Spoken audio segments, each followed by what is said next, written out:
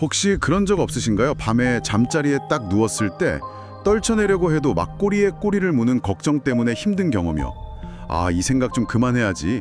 마음속으로 계속 다짐해도 그게 잘 안 되죠. 오늘 저희가 살펴볼 자료들이 아주 흥미로운 이야기를 하는데요. 그 끝없는 걱정이나 불안이 사실은 여러분의 의지가 약해서가 아니라는 겁니다. 네, 맞습니다. 이게 뭐 성격 탓도 아니고요. 우리 뇌가 그냥 특정 자동 모드에 딱 고정되어 있기 때문이라는 거죠. 그래서 오늘 이 자료들을 통해서 왜 우리 뇌가 자꾸 걱정의 늪에 빠지는지, 그리고 어떻게 하면 거기서 빠져나올 수 있는지 그 뇌 과학적인 원리를 한번 제대로 파헤쳐 보겠습니다. 네. 오늘 이야기의 핵심은요. 우리 뇌 안에 마치 시소처럼 번갈아 작동하는 두 개의 네트워크가 있다는 거예요. 바로 기본 모드 네트워크, 줄여서 DMN이라고 부르는 것하고요. 아, DMN이요? 네. 그리고 과제 수행 네트워크, TPN입니다. DMN과 TPN. 이 두 가지를 이해하는 건 비유하자면 내 머릿속의 운영체제, OS를 들여다보는 것과 같아요. 오, 운영체제 비유는 확 와닿네요. 네, 이걸 알면 걱정이라는 프로그램이 왜 자꾸 저절로 실행되는지, 그리고 어떻게 다른 프로그램을 켜서 그걸 멈출 수 있는지 그 사용 설명서를 얻게 되는 셈이죠. DMN과 TPN이라 용어는 좀 어려운데 일단 한번 제대로 뜯어보죠. 자료에서 DMN을 아주 재밌게 표현했던데요. 이야기 네트워크라고요. 맞습니다. 아주 정확한 별명이에요.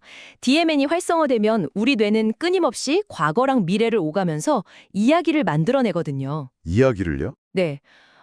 그때 내가 왜 그런 말을 했을까? 하면서 과거 일을 막 곱씹고 후회하거나 아니면 앞으로 이런 일이 또 생기면 어떡하지? 하면서 아직 일어나지도 않은 재난 영화 예고편을 머릿속에서 계속 상영하는 거죠. 재난영화 예고편. 정말 딱 맞는 비유네요. 반면에 TPN은 과제 수행 네트워크라고 부르고요. 이건 이름만 들어도 역할이 좀 분명해 보이는데요. 그렇죠. TPN은 아주 현실적이고 현재에 집중하는 상태입니다.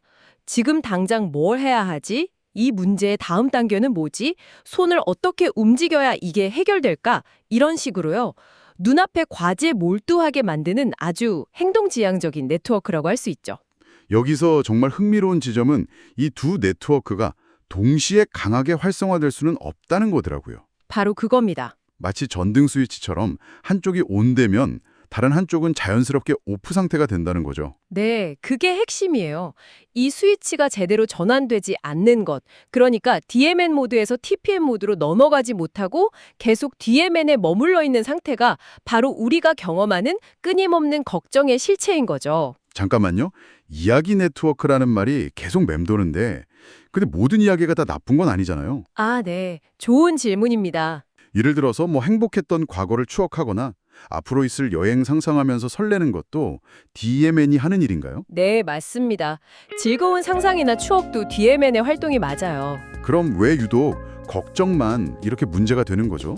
DMN 자체는 창의성이나 자아 성찰에 꼭 필요한 기능이에요. 문제는 DMN이 만들어내는 이야기의 내용이 아니라 그 이야기에 갇혀버리는 상태거든요. 아, 갇혀버리는 상태? 네.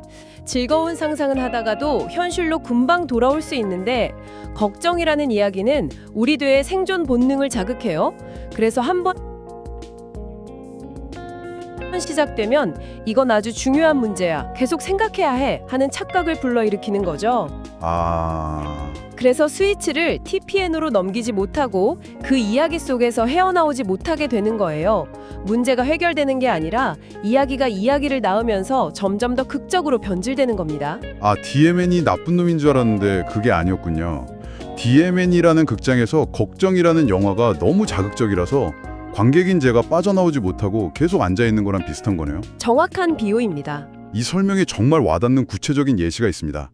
바로 많은 분들이 경험하시는 밤에 잠들기 전 걱정이 폭주하는 순간이죠. 그렇죠. 한번 생각해 보세요. 불을 다 끄고 침대에 누우면 몸은 완전히 쉬고 있고 눈에 보이는 것도 없고 당장 해야 할 과제도 없죠. 네, 맞아요. 뇌에 입력되는 외부 자극이 거의 제로에 가까워지는 순간입니다. 바로 이때 뇌는 자동으로 기본값, 즉 디폴트 모드인 DMN으로 들어갑니다. 아, 컴퓨터를 가만히 두면 화면 보호기 켜지는 것처럼요? 네, 바로 그거죠. 그래서 오늘 회의 때 그 말 괜히 했나? 내일 발표인데 큰일 나면 어떡하지? 같은 생각이 떠오르는 건 내가 일부러 하려고 해서가 아니라 그냥 뇌구조상 지극히 정상적인 현상이라는 거군요. 와, 이걸 아는 것만으로도 나는 왜 이렇게 의지가 약할까 하는 자책에서 좀 벗어날 수 있겠어요. 그럼 이제 정반대의 상황을 한번 볼까요?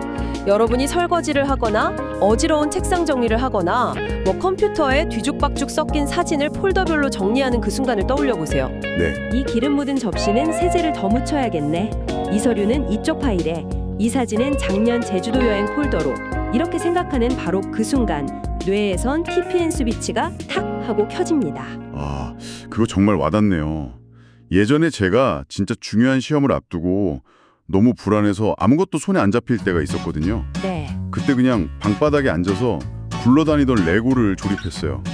설명서 보면서 막 집중해서 만들었는데 1시간쯤 지나니까 머리가 완전히 맑아졌거든요. 그게 바로 TPN 스위치를 켠 거였군요. 정확히 그 경험입니다. TPN이 켜지면 시소의 반대편에 있는 DMN은 자동으로 약해지거나 꺼지게 되죠. 그래서 우리는 무언가에 몰두하면 걱정이 사라진 것처럼 느끼는 거예요. 네네. 근데 여기서 자료가 지적하는 아주 중요한 포인트가 있어요. 걱정이 정말로 사라진 게 아니라는 겁니다. 아, 사라진 거 아니라고요? 네, TPN에게 자리를 내준 것이라는 거죠. 이 미묘한 차이를 이해하는 것이 핵심입니다. 와, 자리를 내줬다. 네, 걱정이라는 생각 자체를 없애려고 싸우는 게 아니라 다른 활동에게 자리를 양보하게 만들면 된다는 거죠. 그 부분이 정말 중요한 것 같아요. 걱정이랑 싸우려고 하면 오히려 그 생각에 더 집중하게 돼서 걱정이 커지는 경험 다들 있잖아요. 그렇죠. 그런데 많은 분들이 또 이렇게 생각하시기도 하죠. 내가 걱정이 많은 건 그만큼 신중하게 미래를 대비하는 거야 라고요. 아, 네. 아주 흔하면서도 위험한 착각입니다. 일종의 자기 합리화처럼요. 근데 이 자료는 그게 착각일 수 있다고 아주 날카롭게 지적하네요. 네. 뇌과학적으로 볼 때 걱정은 대비가 아닙니다. 자료에 명확히 나와 있죠. 진짜 대비는 TPN의 영역이에요. 분석하고 계획을 세우고 실제 행동으로 옮기는 과정이니까요. 예를 들어 발표를 망치면 어떡하지? 이건 막연한 불안, DMN의 영역이지만 발표 자료를 3번 더 검토하고 예상 질문 목록을 만들자. 이건 구체적인 계획, TPN의 영역인 거죠. 그렇군요. 그러니까 DMN은 머릿속에서 문제의 심각성만 계속 부풀리는 이야기꾼이고 TPN은 실제로 문제를 해결하는 행동가인 셈이네요. 맞습니다. 그래서 걱정이 깊어질수록 오히려 현실의 행동, 즉 TPN은 줄어들고 머릿속의 막연한 불안감, DMN만 점점 더 커지는 악순환에 빠지게 되는 거고요. 네. 그리고 이 DMN과 TPN의 균형이라는 원리는 단순히 개인의 불안 문제를 넘어서요. 우리가 삶의 큰 단계를 어떻게 바라봐야 하는지에 대한 통찰을 주기도 합니다. 이 DMN, TPN 스위치 개념이 일상적인 걱정뿐만 아니라 우리 삶의 더 큰 단계, 예를 들어 나이가 들어가는 과정에도 적용될 수 있다는 말씀이신가요? 네, 바로 그 지점입니다. 문득 은퇴 후에 부쩍 생각이 많아졌다고 하시는 어르신들이 떠오르네요. 네, 자료에서는 웰다잉, 즉 잘 나이 들어가는 과정을 이해하는데 이 개념이 아주 중요한 열쇠가 된다고 말합니다. 생각해보면 간단해요. 나이가 들면서 은퇴 등으로 뚜렷한 사회적 역할이 줄어들고 신체적 활동량도 자연스럽게 감소하죠. 네, 그렇죠. 즉, TPN을 활성화할 외부적인 과제나 활동이 급격히 줄어드는 겁니다. TPN 스위치를 켤 기회가 줄어드니까 상대적으로 뇌가 DMN 모드에 머무는 시간이 길어질 수밖에 없겠군요. 그렇게 될 가능성이 높아지는 거죠. 따라서 자료에서 말하는 잘 늙는다는 것은 단순히 아무 생각 없이 마음 편히 지내는 상태가 아니에요. 그런 게 아니군요. 오히려 DMN의 늪에 빠지지 않도록 의식적으로 TPN을 켤 수 있는 자신만의 활동을 꾸준히 유지하는 능력을 의미하는 거죠. 와, 잘 늙는다는 것에 대한 정말 새로운 관점이네요. 작은 취미든 가벼운 운동이든 봉사활동이든 그런 구체적인 할 일을 삶 속에 유지하는 게 정신 건강에 얼마나 중요한지를 뇌과학이 증명해주는 셈이군요. 바로 그겁니다. 뇌에게 계속해서 건강한 과제를 주는 거죠. 이 원리를 듣고 나니 걱정하지 말자고 스스로한테 다짐하는 게 얼마나 비효율적인지 이제야 알겠네요. 그건 DMN한테 DMN을 멈추라고 소리치는 거나 마찬가지니까요. 하하, 맞습니다. 그럼 뇌의 이 작동 방식을 역이용하는 더 똑똑한 방법이 자료에 분명히 나와 있겠죠? 물론입니다. 다행히 자료는 아주 간단하고 강력한 한 문장을 해결책으로 제시합니다. 바로 이겁니다. 생각을 끊으려 하지 말고 손을 움직여라. 손을 움직여라. 와, 너무 단순해서 오히려 더 강력하게 들리는데요? 이 문장은 단순한 위로나 조언이 아니에요. 우리 뇌에 내리는 아주 구체적인 명령이죠. 생각으로 생각을 멈추려는 시도는 내가 왜 걱정을 멈추지 못할까라는 새로운 걱정거리를 만들 뿐입니다. 불 위에 기름을 붓는 격이죠. 아, 그렇죠. 하지만 손을 움직여라는 명령은 완전히 다릅니다. 이건 뇌의 작동 모드를 DMN에서 TPN으로 강제 전환시키는 물리적인 스위치 역할을 하거든요. 손을 움직이는 구체적인 행동들이요. 예를 들면 어떤 것들이 있을까요? 아주 많습니다.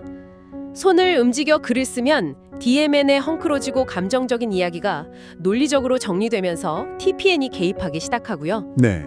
손을 움직여 어지러운 책상을 정리하면 이걸 어디에 둘까 결정하는 과정 자체가 즉각적으로 TPN으로의 전환을 유도합니다. 영상을 편집하거나 뜨개질을 하거나 요리를 하는 등의 구체적인 과제는 불안이 자리할 틈을 주지 않고 TPN을 강력하게 활성화시키죠. 아, 즉, 걱정을 억누르려고 정면으로 싸우는 대신 TPN을 활성화할 다른 재미있는 과제를 뇌에 던져주는 것이 훨씬 더 효과적이고 현명한 전략인 셈입니다. 자, 오늘 이야기를 한번 정리해 보겠습니다.